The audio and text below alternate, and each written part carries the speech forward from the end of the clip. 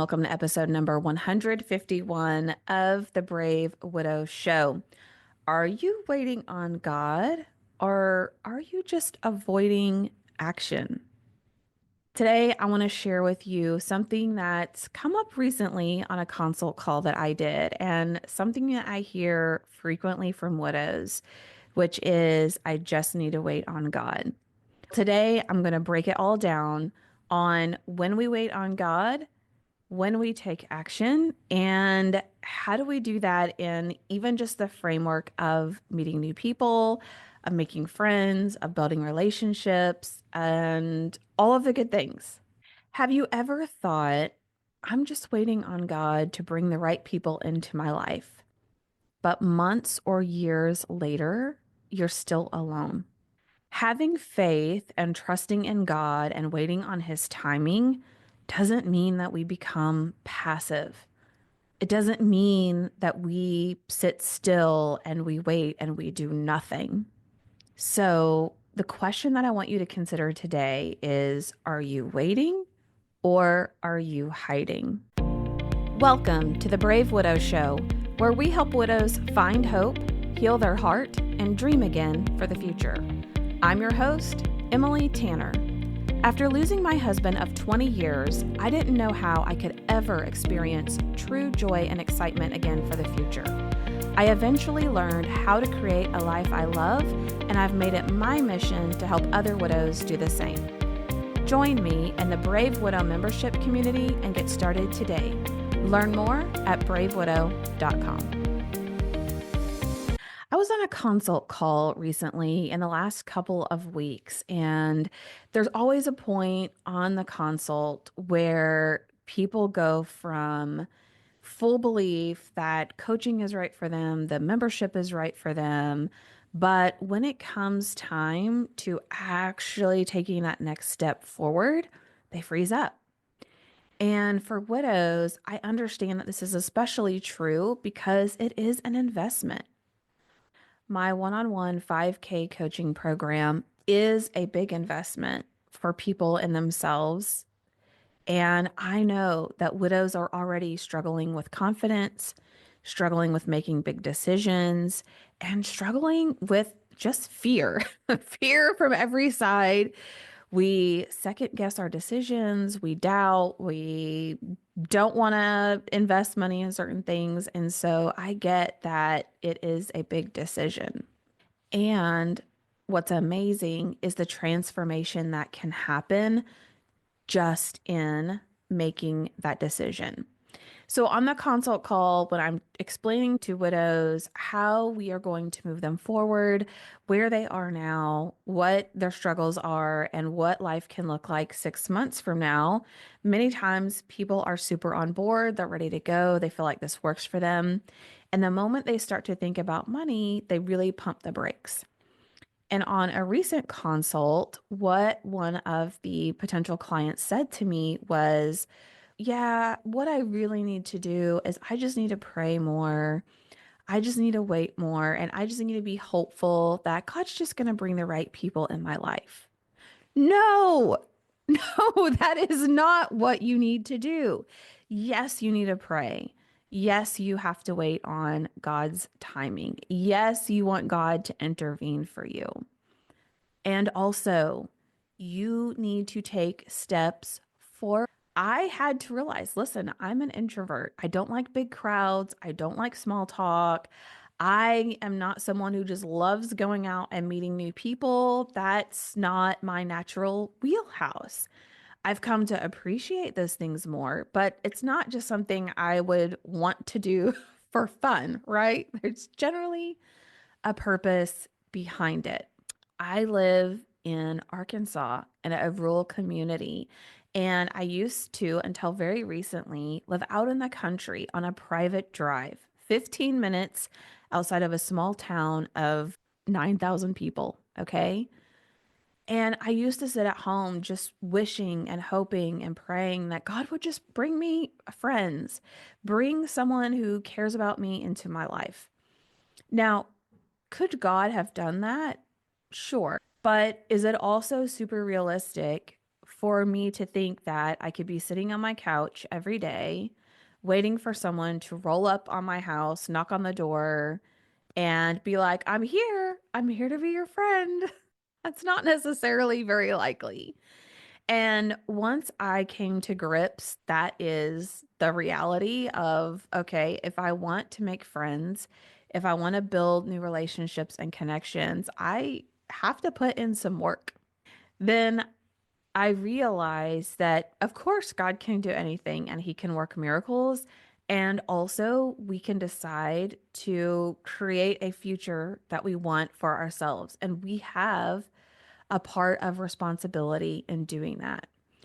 How I responded to the person on this console was no, you don't just sit around and wait on God and pray and be hopeful and just keep waiting. Like you've already been waiting for years, years. What are you waiting for? If it hasn't happened in 7 years, it's not gonna happen in the next 7 years. So whether or not you choose to work with me, work with someone. Do the things I've outlined for you in the order I've outlined them to find success. But sitting back and waiting and hoping and praying is not going to help you move forward.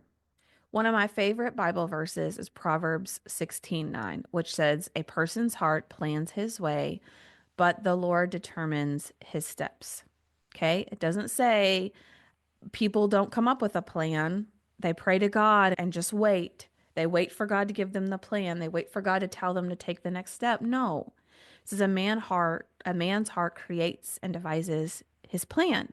We take steps forward. The Lord determines and guides our steps. Well, he can't guide our steps if we're not stepping. He can't open and close doors if we're not walking up to any doors. So, how I think about this visually is as human beings, we create plans, we take steps forward, and we pray. We trust in God's timing and we trust when God opens and closes doors. An example of this would be last year, it's been less than a year. We wanted to sell our house that was in the country and we wanted to buy a house that was closer to where we're going to be building our new house in the future. Musical houses, I know. It's a little crazy. But I bought a couple years ago 40 acres of land that is beautiful pasture land. I want to build my future house there. That has been the goal for several years. And it was amazing because as we were looking at houses to buy, less than half a mile from where I want to build a house was a house for sale on 2 acres. It was 5 bedrooms, 3 baths. It was big enough for our family. Plus, it had an office. Like, it just looked like maybe not the perfect house, but definitely a great place. I created all these visions, right? Oh, this would be the office. This is where the kids' bedrooms would be. We could put a pool in. That would be amazing. And every day I could drive by where our dream house is being built and check on the house. And it puts me on the side of town that I want to be. It puts me closer to my in-laws where I want to be. Like all of the signs were there. Like this would be a great house. Like this, wow. I couldn't have planned it better myself. We were supposed to close on the house on July 5th of last year. And on the 4th of July, on a holiday weekend, the deal fell through. And I was sitting back going, why is this deal falling through? Like it looked so perfect. It looked like it was supposed to be the house for us. It looked like that's where we were supposed to go. But the door got closed. And so I could have spiraled for a really long time on how the universe is unfair and God's unfair and why would he let this happen and all of those things. Instead, I focused myself on moving to a place of peace and acceptance that for whatever reason, the door was closed and there would be something different for me, something better for me than what I could imagine right now. And that was really hard because here in Arkansas, where I'm wanting to build my house, there's not just like a ton of other houses nearby.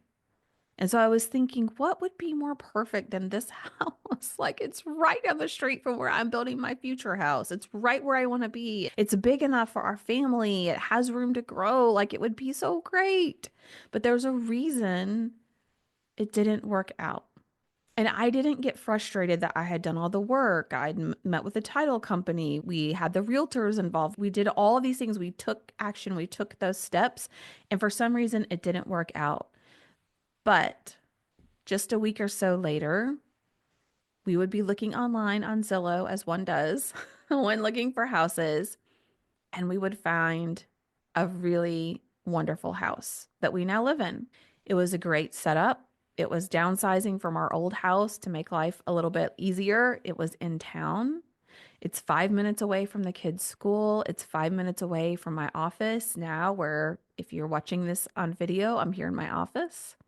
And the great thing is, we didn't have to invest any money into fixing it up. The other house, we would have needed to invest in money to paint, to do some minor construction, to fix things up, to replace the flooring that smelled a little funky. Okay. We ultimately would have had to invest quite a bit of money to fix up the other house to make it marketable to resell in the future. It really probably needed, depending on whether or not the HVAC system was going to go out because they were aged, it could have taken 80 to $100,000 to fix up that house to be what it really could be to maximize resale in the future.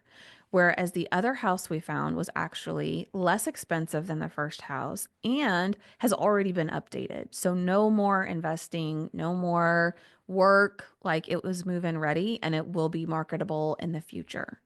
But in that moment of the in between, I couldn't understand, why didn't that other house work out? It just seemed like it would have been so perfect. But now that I have more perspective, I see that where I'm at, even though it's not right next to where I'm building my dream house, actually does work out better for my family than that first house would have.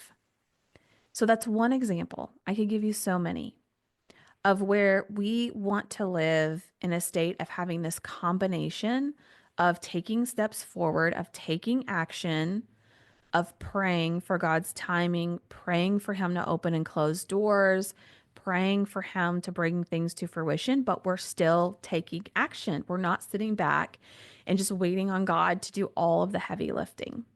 So here's what waiting on God often looks like in grief. We're praying for some sort of connection. We're hoping that someone shows up. We isolate ourselves, but we call it rest or we call it healing. But ultimately, we sit on our couch, we lay in bed, and we are crushingly. Some biblical examples of taking action and waiting on God's timing. Noah built the ark before the rain came. Now, you could say God told Noah to build the ark, which is true, but he built the ark for years and years and years before the rain came. Story of Ruth. She went out in the field. She didn't sit back at home with Naomi and wait for Boaz to show up and knock on her door and offer to marry her. No, she put herself out there. She took action. She believed in God's timing and provision, but she was a woman of action. She was not a woman that sat around and just waited for God to magically solve all of her problems. God often moves as we move. And how I choose to think about it is, as we take steps forward, as we take action, we create ripple effects. We create momentum. We are making things happen. This another example would be this business, Brave Widow, this podcast right here, right? I could choose to sit back and be hopeful and pray that God would send me clients. God, please send me clients. I want to help widows. I want to help people who are hurting. I want to help them restore their faith and their relationship with you. And I could pray and sit back and wait and be passive. And I could also not get any clients.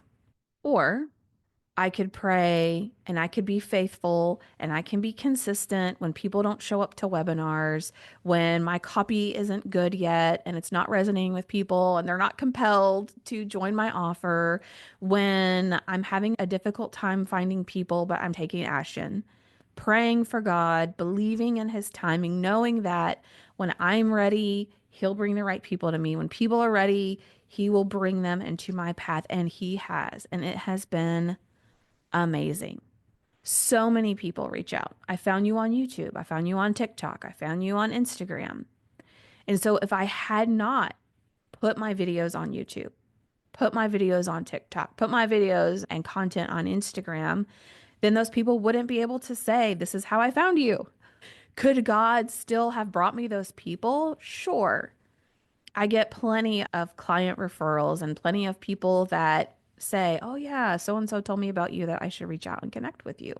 Yes, it is possible. And it grows exponentially the more action and the more steps that we take. So let's think about this combination of waiting on God and taking action in the context of making friends and building up your social circle, which the majority of you have lost. Okay. When my late husband Nathan died, I was a senior vice president of a private equity owned healthcare company, which is a long way of saying I was very busy. I had tons of responsibility. I had teams of over 4,000 people across the United States. I had over 100 hospitals and offsite locations of patients where I managed 24/7. I was literally on call 24/7. Okay. If there were major issues, problems, whatever it was, it could get escalated to me. I was available. So I also traveled nearly full time for work. About 50 to 75% of the time, I was traveling. So I didn't really have a lot of time or a lot of mental and emotional bandwidth to just have a bunch of friends. Nathan was my best friend. He was my cheerleader, my advocate. He encouraged me to keep going every time I wanted to quit or give up. And when he was gone, no one else could fill that void. My grief was real and raw. And there was also a grim awakening that my social circle had disappeared. The friendships that we had were either through Nathan or through his family, or were with people I worked with. Many of my friends and people were people that I worked with. We just had really great relationships. But guess what? 95% of those people didn't live anywhere near me. They lived in other states. They lived far away. So they physically couldn't be there for me to be friends with me. And when you work with someone, it's just a little bit of a different relationship. So I realized my social circle, my identity, my lack of friendships was a huge problem. And I didn't have a lot of time to just go out and meet people and make friends. That just felt super weird. Like, how does someone in their 40s go meet people and make friends? Because doesn't everybody already have friends? Like, I'm late to the party here. All the friendships have been established. And how am I supposed to make friends? Is there an app for this? That was a question I constantly had. It's hard to make friends as an adult, and it feels weird and awkward and strange. It's scary and hard to walk into a room alone. And unfortunately, most of your family and friends don't know how to support you, so they also disappear. I remember distinctly one afternoon, I was sitting on my couch, sure it was over a weekend, and I was just thinking about like how lonely I felt, how disconnected, how hurt I was that people didn't show up for me in the way that I wanted, and how I just kept wishing and waiting and praying and hoping that just magically people would show up and support me, that magically I would just have friends. And I sat back and I started to think about navigating all the small talk. As an introvert, I don't love small talk. Tell me your deepest fears. Don't tell me about the weather. Okay. But so I started thinking, like, how am I going to navigate small talk? And then I thought about how boring my life is, right? Like, I go to work, I take care of my family, and that's pretty much all I have energy for. I wasn't doing anything fun or exciting. I wasn't traveling. I wasn't going on adventures. I wasn't learning anything new, really. It was just all of my brain power and all of my ability to get things done was going to work and family. And so I was like, even if I meet someone new, what am I going to say? I don't even watch Netflix. I don't watch TV. I don't even have an interesting TV show I could say, hey, I've been watching this series. I had nothing. I felt like I had nothing. So I decided that I was going to build a full and vibrant life. And if I was going to make friends, that I wanted to make friends in spaces of people who had shared interests. So I've shared the story on the podcast several times, but one of the first places that I tried going was a real estate investor group. And I talk about how I sat in the parking lot for 20 minutes sitting in my truck debating whether or not I was actually going to go inside. I didn't know anyone there.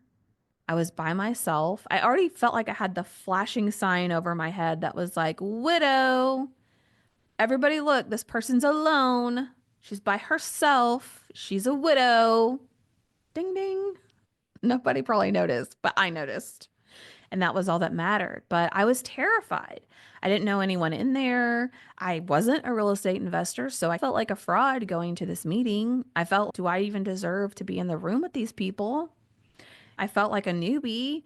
I didn't know where to sit, if people were going to be nice, if it was going to be mostly men, mostly women, like what it was going to be like. I didn't know. And so for 20 minutes, I sat in my truck debating whether or not to just turn around and go home. And I was like this close to just turning around and going back home because I had that feeling of what is the point? Like, why even bother? Why even try?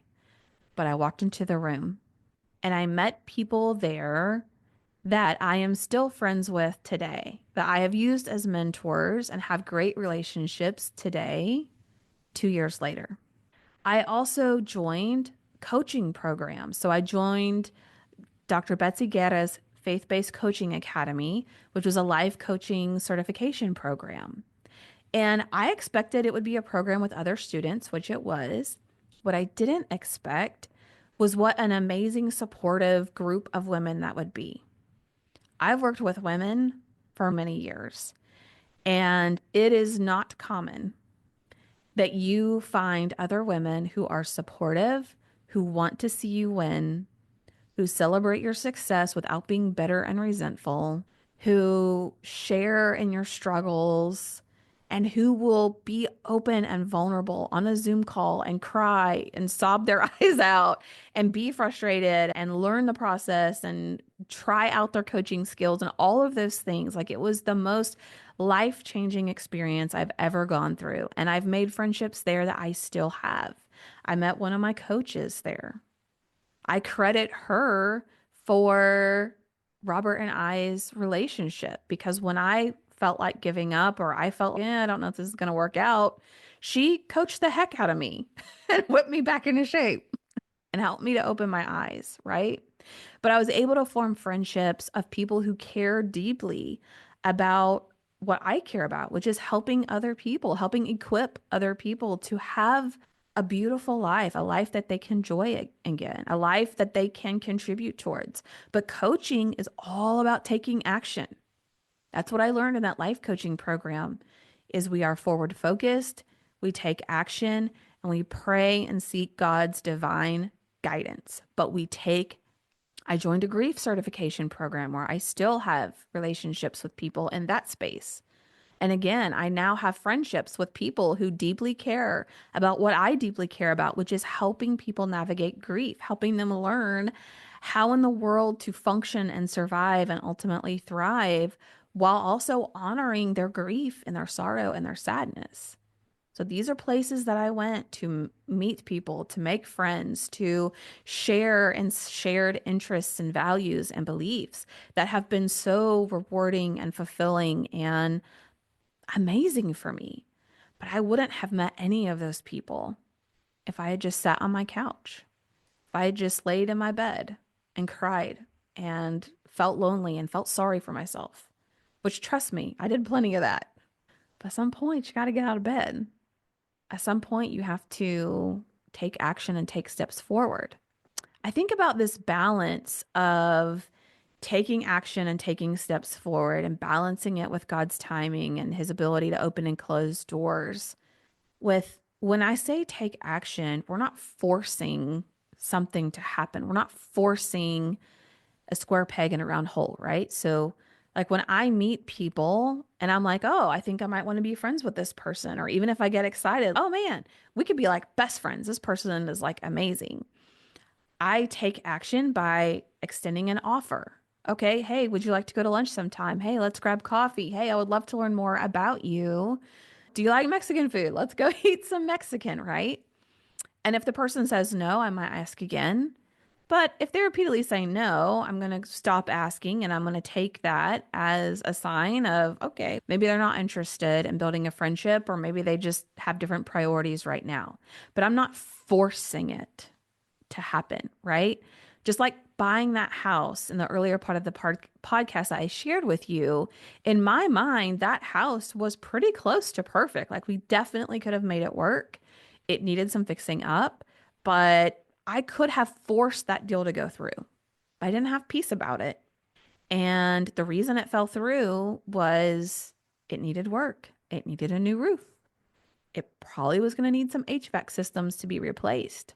And so, post inspection, as we were renegotiating, ultimately what the price of the house would be, I asked for some concessions in the price because it needed a new roof and it needed a new HVAC systems in the short term and it needed some other things done on the inside. And the seller wasn't willing to make concessions. So I could have forced the deal to go through by agreeing to still purchase the house without those concessions, but I didn't feel at peace about that. In my mind, and what Robert and I had talked about was we had a price that we were willing to offer and a price we were willing to invest on the house. And if the seller wasn't willing to accept that, then to us, that was our sign. This is not the house for us. And either in the future, the seller will come back and say, okay, I agree, or we'll find a different house or something else will work out. But we have prayed about it, we've thought about it, and this is going to be our sign that we should not proceed. And that was the sign we got. And it was super disappointing. It was a holiday weekend. It was supposed to be a fun weekend. It was supposed to be amazing. But we ended up having to say, we're not going to do this deal. We can't come to an agreement. It's just not going to happen. And so when we talk about taking action and looking to God for timing, for guidance, and for direction, it's this art of we're taking steps forward, but we're not, and we're being persistent, right? We don't want to just give up when things get hard, but we're not forcing something to happen that we don't feel at peace about that should happen. Take that example of the house, conversely, with me starting Brave Widow. And there have been so many times I just want to give up. Guys, in the beginning, it's hard. I've had Brave Widow now for 2.5 years. Okay. And this is episode number 151. But when you're recording episode 7 and you're recording episode 13 and you're recording episode 32 and 20 people watch your video, nobody likes it, nobody's commenting, nobody's sharing, it feels like a bit of a slog. It feels, should I even keep doing this? And my coach, Dr. Betsy, will tell you there were so many times she would say, success is inevitable, keep going. And I would feel within me this deep desire to serve, to help, to equip other people. And so even when it was hard and even when it felt like nothing was happening, there's no momentum. I'm trying and trying and trying and trying and trying and trying, and nothing is coming to fruition, or it's very minimal. Oh, I got someone to sign up and pay me $20 a month. Oh, that took so much effort. Like my business is not making money, it's losing money. When people would say, is it a nonprofit or is it for profit? I would say right now it's negative profit. But because I felt called, I feel called to do this. I feel called to do this the rest of my life. Brave Widow, as long as I'm alive, in some form or fashion, Brave Widow will be helping grievers, widows. It will be helping equip widows. So deep in my heart and my soul, I knew this is the path, and I don't know how is it going to be successful? How is it going to even pay for itself? How is it going to help pay my bills? Like that just seems so far away. I didn't know, but I just kept taking action, steps forward because I had that deep belief and that deep calling to do this. So to me, moving forward with Brave Widow isn't forcing action. It isn't forcing something to happen. It's showing great perseverance and great resilience in times where it'd be so easy to just walk away, where it'd be so easy to just get up and do something different. So I want you to think about those two examples. The example of pushing a house purchase to go through, even when I didn't feel at peace about it because I had already a price in mind that I was willing to accept and to work with. And when that didn't happen, I didn't feel at peace about it. And so I let that go versus knowing and believing like I'm called to do this. I'm called to help other widows. That is what I'm meant to do at this point in my life. And I will do it as long as I'm called to do it. And so, in every obstacle and every hurdle, it's me building my resilience, my stamina, me expanding my capacity to experience failure, to experience shame, to experience fear of what are people going to think, because life coaches aren't real jobs, right? Healthcare is a very old school industry. So life coaches, like, what's that? But being able to overcome that fear of who cares what anyone else thinks, I'm helping other people. That is not forcing action. That is not trying to do something and thinking, I don't know if God really wants me to do this. This is no, I believe God wants me to do this and I'm going to keep doing it. And as I show perseverance and as I show resilience, He opens more doors. I got to speak to almost 200 funeral directors last year in New Orleans about how to help support widows and grievers beyond the funeral service. Amazing. I've had the opportunity to help coach and equip widows in 20 other countries. Oh my gosh, that's crazy. But those doors wouldn't have opened if I didn't continue to take action. God isn't just going to give me amazing opportunities if I do not show that I will care for these people. I will care for these opportunities. I will treat them seriously. When I was awarded the ability to speak at the funeral director's biggest international convention and expo, I took it seriously. I hired a coach to help me write the speech. We worked on it for 6 months.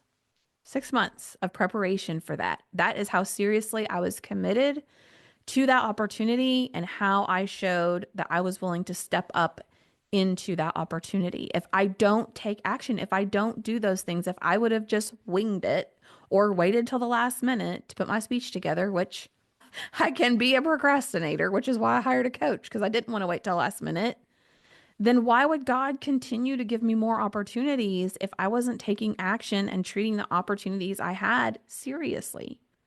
So, why would God bring friendships into your life if you don't treat your current friendships seriously? Why would He bring you healing or friendships or relationships or exciting things for your future if all you're willing to do to get it is sit on the couch? Now, don't get me wrong. There is a time for grieving. There is a time for healing, for mourning. The Bible even says that. There is a time for mourning. And so this is not for you to use against yourself. Oh, I'm 3 months out and I haven't made any friends. No, there is a time for mourning. And there is a time that you will reach when you are ready to rebuild your life. And that is the part where we need to start taking action in doing that. So, here are just a few practical tips for you on ways that you can take action in building friendships and in rebuilding your social circle in ways that are simple and scary and awkward and all of the things. But this is what I help coach widows through. You could start by joining a group of other widows, of other grievers, of other people who are walking a similar journey and a similar path to you, who see you, who understand you, and who aren't there offering advice, but who are there to say, wow, yeah, this is a really tough journey and I'm here to walk it through with you step by step. Separately, I recommend that you join a group that has your shared interests, values, or beliefs. So that could be a church, it could be a real estate investor group, it could be a line dancing group, it could be a pottery making group. Whatever interests, values, or hobbies you have, could be a quilting group, who knows? But join a group where you can meet new people who aren't looking for you to go back. They're not looking for you to go back to quote unquote normal. They're not comparing you to who you used to be. All they know is the version of you that exists today as you exist today. And they love you and they want to be your friend. Okay, joining those groups. Commenting on online forums or Facebook groups, that can start and ignite relationships. Asking someone to coffee or lunch. Be the weirdo. Be the person willing to make offers to go to lunch, to go to coffee, and don't keep it vague. Make it very specific. Hey, would you want to go to lunch on Friday? A Friday doesn't work for you. Would another day work for you? And not every person is going to say yes, and that's okay. And even if they say yes, you might go to lunch with them and be like, okay, maybe this person isn't the person I want to build a friendship with, and that's okay. Think of this as getting in your reps, getting in practice, getting in your way of connecting with other people, of being curious about them, and building relationships. Be willing to be awkward and feel weird. It does get easier, and you get more confident the more times that you do it. You don't have to feel ready. You don't need to feel confident. You're going to feel the fear. You're going to feel the insecurities. You're going to feel the awkwardness, and you're going to do it anyway. This is why coaching is so valuable. Because instead of spending hours and weeks and months just spinning in all of your thoughts around, I don't have anywhere to go, I can't meet people. I have a client I coached recently, and weekends are the worst. Like, weekends are just terrible. I have no one to do anything with on the weekends. And it's okay. Where can you meet people who you could do something on the weekends with? And in a 1 hour session, we went from I know no one who will do anything with me on the weekends to here are all the places where I know I could invite someone to do something with on the weekends, to then like her very next weekend was booked completely full. And I was like, wait a minute, what happened? What? That is the power of coaching. I had a client who was swirling in doubt over selling her house and trying to buy a new house and finding the right realtor and how much would she get for her house. And she has spent months swirling in all of that doubt. We coached through it over the course of a couple of weeks. And then one week, I leave her and she's okay, I'm going to have a realtor come over. And I don't even know why she's coming over. This isn't going to go anywhere. In 1 week, she went from that to having the realtor come out, to taking listing photos of her house, to getting it listed, to hosting an open house, to getting a accepted offer on her house and sold in less than a week. What? That is the power of coaching. That is the investment in yourself of I am worth not sitting here for the next 6 months or for the next 7 years, like that consult I had talked with. She has been lonely and spinning in self-doubt for 7 years. And when it came down to investing in herself, she thought the solution was to keep waiting and hoping and praying. You can do that, and you can go another 7 years. And my heart hurts for that person. But this is why coaching is so valuable. I invest in coaching. I invest a lot back into coaching. In fact, even with Brave Widow, what I make through Brave Widow, I invest first into coaching, into opportunities to grow the business before I ever pay myself, because that is how valuable it is to me. Coaching gives you a safe space to process all of your fear and all of your self-doubt. It allows you to make a plan that's actually going to work for you. And it allows you to get unstuck when things feel hard, when you get in those thought spirals, when you get in that mode of feeling sorry for yourself and wondering why the universe is conspiring against you and wondering why God just wants you to be lonely because he's not bringing friends to your life. And maybe God is the one saying, I have them. They're waiting for you. Get out of your house. Go meet them. They're waiting. They're waiting for you to put yourself out there. You can move from feeling invisible and isolated to being connected and alive again. But it doesn't happen by sitting on your couch. So I want to encourage you to think about this question, and then I will leave you to think about that question. Is this season of my life really about me waiting on God, or is God waiting on me to act? I encourage you to have this season be the season that faith and action work hand in hand together. If you are ready to take that next step, if you are ready to get unstuck and finally move forward, if this hit home for you and resonated with you, you're tired of feeling stuck and alone, you're ready to move forward and feel connected, I would invite you to book a free consult with me. And let's talk about what support could look like for you and what the next 6 months could look like for you. In 6 months, it will be the middle of November. You will be rounding the curve into all the big holidays, Thanksgiving, Christmas, New Year's. And many of you also have milestones with your late spouse that hit around the time of the holidays that can make it even harder. Let's do the work of preparing now to go into the holiday season feeling connected and loved and supported instead of feeling unseen and forgotten and isolated. Go to bravewidow.com, book a consult call with me, and let's make this happen for you. If you're newly widowed and aren't sure where to start, you need the Brave New Widow Starter Kit. Inside Brave New Widow, you'll find a starter guide to help you through your first few months, a quick start guide you can share with family and friends so they know how to help you, and a collection of some of the frequent topics that widows want to learn more about. To get the Brave New Widow series, just go to bravewidow.com/start. It's free and you'll get instant access. That's bravewidow.com/start, START. See you there.